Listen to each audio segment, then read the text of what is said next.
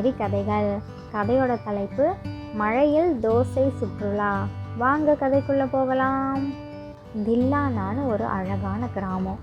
அந்த கிராமத்தில் ஏகப்பட்ட கோவில்கள் இருக்கும், பள்ளி கல்லூரிகள் எல்லா வசதியுமே இருக்கும். ஒரே ஒரு பெரிய மலை ஒன்று இருக்கும். எங்கேருந்து பார்த்தாலும் அந்த மலை தெரிஞ்சிடும். அந்த மலையை வச்சு அந்த ஊரையே கண்டுபிடிச்சிடலாம். தில்லானாவோட அடையாளமே அந்த மலை தான். ரொம்ப செல்வ செழிப்பான ஒரு அழகான கிராமம்.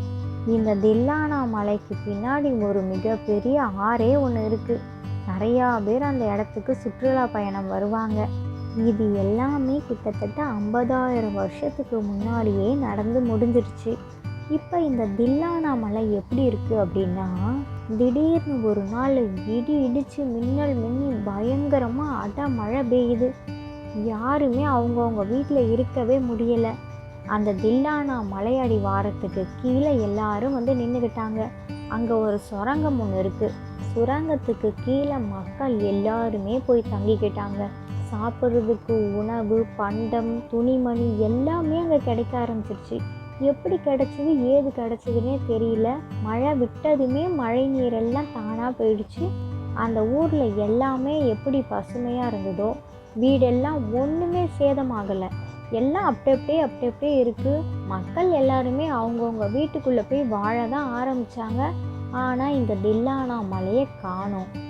யாருக்குமே என்ன நடந்தது ஏது நடந்ததுன்னு தெரியவே இல்லை. ஒரே ஒரு நாள் இரவுலேயே மாயமாக மறைஞ்சிருச்சு தில்லானா மலை. ஒருவேளை இதெல்லாமே நம்மளோட கனவாக இருக்குமோ அப்படின்ட்டு மக்களுக்கு எல்லாமே சந்தேகம் வந்துருச்சு. ஆனால் இது கனவாக இருக்க வாய்ப்பே கிடையாது. ஏன்னா எல்லாத்துக்குமே இப்படி தோணுதே, என்ன பண்ணலாம் அப்படின்ட்டு யோசித்து பார்க்குறாங்க. இதுக்கு தீர்வு யாருக்கிட்டையுமே இல்லை. சரி, அவங்களோட வேலைகளை பார்க்கலான்னு சொல்லிட்டு எல்லாருமே போயிட்டாங்க. ஆனால் வாரத்தில் ஒரு நாள் ஞாயிற்றுக்கிழமை ஆனால் ஊர் மக்கள் எல்லாருமே அந்த தில்லானா மலை எங்கே இருந்துச்சோ அந்த இடத்துல நின்று கடவுளை வழிபடுவாங்க. இப்படியே தான் வாரம் ஞாயிற்றுக்கிழமானாலே நடக்கும். சில வாரங்கள்லேயே அந்த ஊரில் உள்ள மக்களால் அந்த விஷயத்தை நம்ப முடியல. இதுக்கப்புறமும் நம்ம கடவுளை வழிபடுறதா? வேண்டாம், அவங்க வேலையை பார்ப்போம். நம்மளும் வாரம் வந்து கடவுளை வேண்டிட்டு தான் போகிறோம். ஆனால் ஒன்றும் நடக்க மாட்டேங்குதே. நடக்கிறது நடக்கும். கிராமத்துக்கு என்ன ஆச்சு? எப்போவும் வழக்கமாக இருக்கிற மாதிரி தானே இருக்குது. மழை இருக்கிறத விட இப்போ இன்னும் நல்லா தான் இருக்குது. அந்த நிலத்துலையும் நம்ம விவசாயம் கூட பண்ணிக்கலாம். நம்ம தொழிலை பார்ப்போம். இதுக்கப்புறமும் இந்த மூட நம்பிக்கையே இல்லை அப்படின்ட்டு அவங்கவுங்க வேலைகளை பார்க்க ஆரம்பிச்சிட்டாங்க. ஆனால் அந்த தில்லானா கிராமத்தில் விமலும் விமலாவும் 2 பேர் மட்டும் தொடர்ந்து கடவுளை வழிபட்டுட்டே தான் இருந்தாங்க. இந்த விமலும் விமலாவும் ஒரு டிஃபன் கடை நடத்திட்டு வராங்க.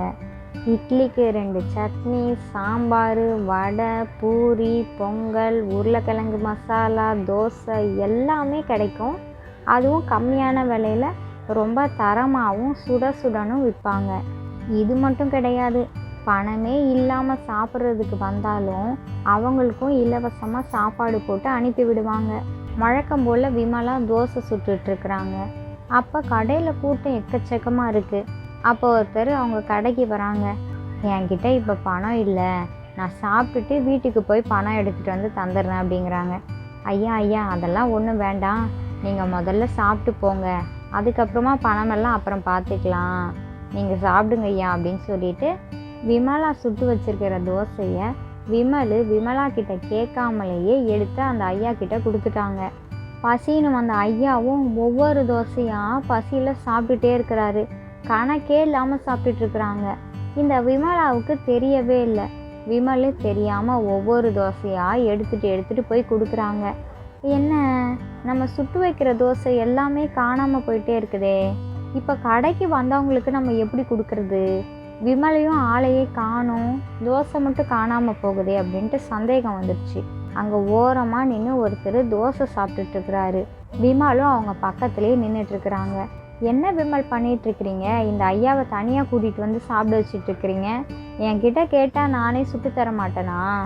எனக்கு தெரியாமல் நீங்கள் எதுக்கு தோசையை எடுத்துகிட்டு வந்து இந்த ஐயா கிட்ட கொடுத்துட்ருக்கிறீங்க? எனக்கு தெரிஞ்சு பண்ணால் என்ன அப்படின்ட்டு கேட்குறாங்க. நீ வேற கடையை கவனிச்சிட்டு இருந்தம்மா, கடையில் வேறு அவ்வளோ கூட்டமாக இருந்துச்சு.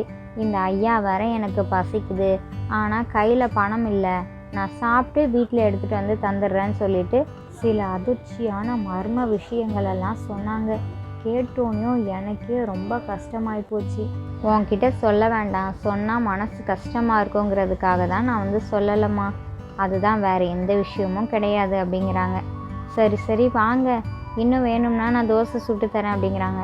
இல்லைம்மா போதும்மா, எனக்கு வயிறு நிறைஞ்சு போச்சு, மனசும் நிறைஞ்சிருச்சு, நான் நாளைக்கு கண்டிப்பாக பணத்தை எடுத்துகிட்டு வந்து தந்துடுறேன் அப்படின்னு சொல்லிட்டு அந்த ஐயாவும் கிளம்பிட்டாங்க. சரி விமலா, நம்மளும் புறப்படுவோமா? கடையில் எல்லா பொருளும் காலி ஆயிடுச்சு, கடையை எடுத்து வைக்க வேண்டியதானே, வா வீட்டுக்கு கிளம்பலாம் அப்படிங்கிறாங்க.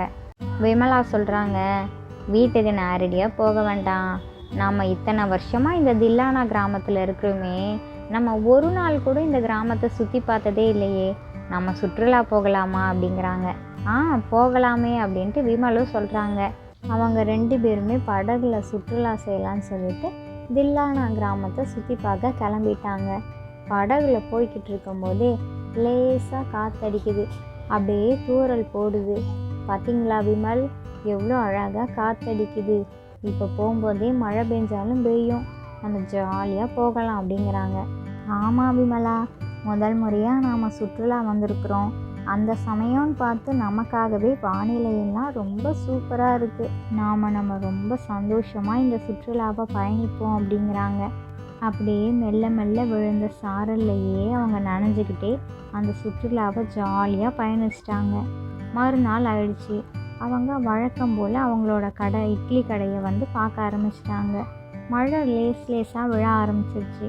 நான் நாளைக்கு காசு எடுத்துகிட்டு வந்து தரேன்னு சொல்லிட்டு போன ஐயா திரும்ப முதல் ஆளாக வந்திருக்கிறாங்க. என்ன இவர் காலையிலேயே வந்திருக்கிறாங்க, காசை கொடுக்கறதுக்கு எதுக்கு இவ்வளோ வேகமாக வரணும் அப்படின்ட்டு விமலாவும் நினச்சிட்ருக்குறாங்க. என்ன ஐயா, நீங்கள் பொறுமையாகவே காசு கொடுத்தா போதாதா, நாங்கள் காசே கேட்கலையே, ஏன் ஐயா நீங்கள் இவ்வளோ காலையிலேயே மழையில் நனைஞ்சிட்டு வந்திருக்கிறீங்க, ஒரு கொடை கூட பிடிக்காமல் வந்திருக்கிறீங்களே, வாங்க ஐயா சாப்பிடுங்க அப்படிங்கிறாங்க. அதெல்லாம் ஒன்றும் இல்லைம்மா, நான் வந்த விஷயமே வேறு அப்படிங்கிறாங்க.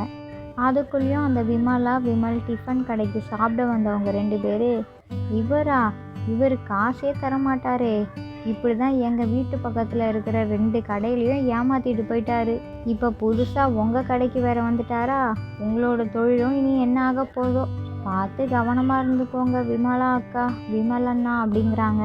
என்னண்ணே, ஏன்னா இப்படிலாம் பேசுகிறீங்க, இப்படிலாம் சொல்லாதீங்கண்ணே, இது மாதிரிலாம் பேசுகிறது தப்பு இல்லை, பெரியவங்கள இப்படியெல்லாம் பேசாதீங்கண்ணே அப்படிங்கிறாங்க.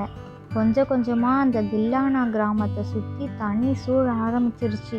அவங்களோட கடை பாதிக்கு தண்ணி வந்துருச்சு, ஆளே முங்குற அளவுக்கு இப்போ மேலே வரைக்கும் தண்ணி ஆயிடுச்சு.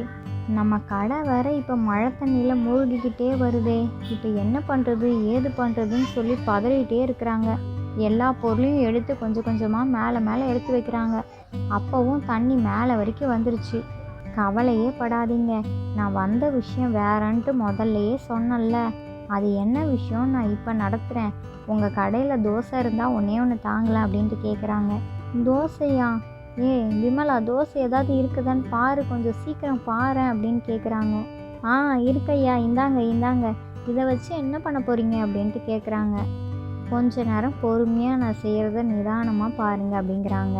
விமலா கொடுத்த தோசையை வாங்கிக்கிட்டு கடவுளை நல்லா வேண்டிக்கிட்டு, ஜீ பூம்பா, இப்போ பெரிய தோசை படகே என் கண் முன்னாடி வந்து நில்லு அப்படின்ட்டு வேண்டுறாரு. அந்த ஐயா வேண்டுனது மாதிரியே அந்த தட்டில் இருந்த சின்ன தோசை ரொம்ப பெரிய தோசையாக ஒரு படகு அளவுக்கு மாறிடுச்சு.